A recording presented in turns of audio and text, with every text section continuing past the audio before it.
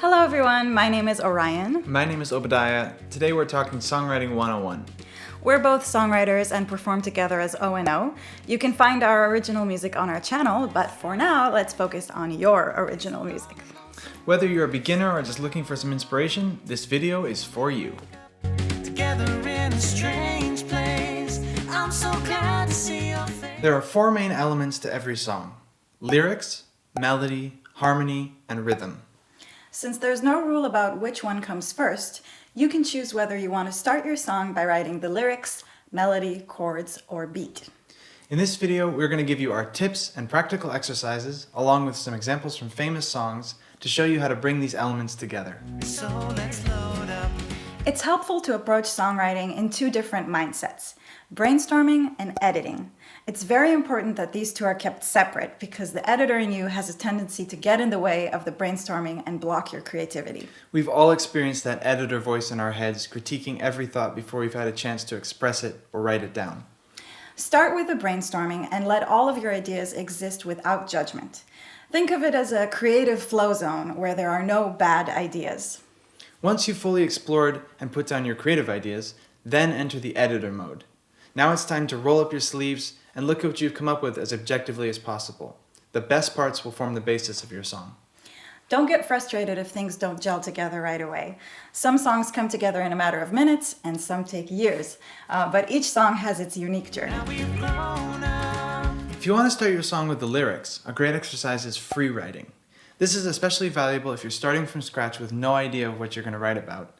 It's also useful if you already have a topic in mind and want to flesh it out. Put on a timer for 3 to 5 minutes at a time and commit to writing for the whole duration without pausing to lift your pen from the paper. Don't think about what you're writing, just write. It can be anything from what you're feeling right now to describing what you had for breakfast. This is a great way to get the editor out of your system and allow some creativity in. Once you've finished writing, take a break and come back to review it later. When reviewing, you'll see that certain themes, lyrics, or phrases will pop up. These can serve as the basis to your new song. If, on the other hand, you already have a melody with little to no lyrics, you can try singing whatever words come into your head. This can be vowels or gibberish. It doesn't have to make any sense because initially you're only trying to find the sounds that best suit the melody, or maybe a word that evokes the most emotion on a certain note. By repeating this, you'll eventually find the lyrics.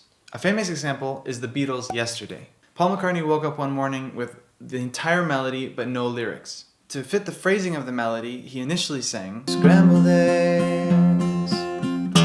Oh my baby, how I love your legs. instead of what would become Yesterday, all my troubles seem so far away. Maybe you already have an idea for a melody, a hook, or maybe a few notes that came to you in the shower. We could make a whole separate video about what makes a good melody, including the different types of intervals and melodic movement, but as a good rule of thumb, try and make your melody memorable. If you can't remember it, no one else will. The sound of the melody is also greatly affected by the harmony you put to it. One technique for harmonizing the melody is to figure out the notes you're singing on guitar or piano and build the chords around those notes. For example, if I'm singing the note C, I can harmonize it with any chord I know that contains the note C. C, C, C, C, C, C, C.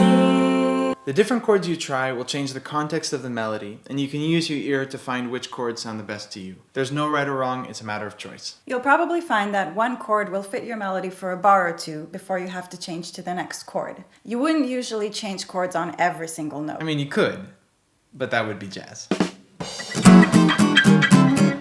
If you don't have a melody, try starting with a chord progression. Keep it simple by choosing a key and only using chords within that key. If you're still feeling stuck, start with one of these tried and tested chord progressions.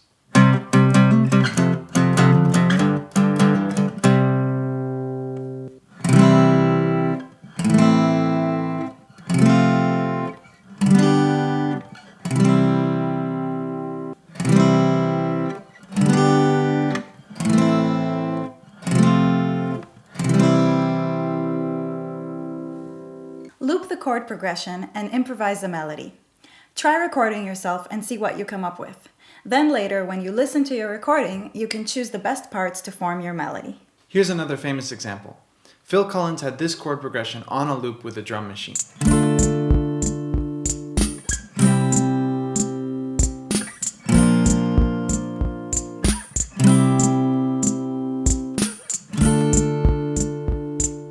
He improvised melodies and lyrics until he wrote the international hit, In the Air Tonight.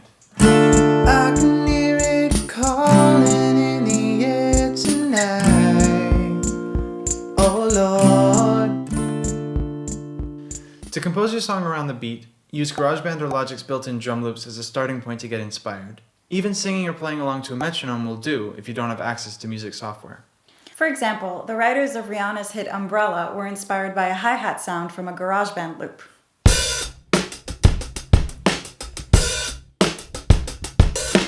Writing songs at different tempos and in different time signatures, such as 4/4, 6/8, or 3/4, will inspire you to write in different ways. Most likely, a drum loop at 144 beats per minute will inspire a different type of melody and lyric than a ballad at 60 beats per minute.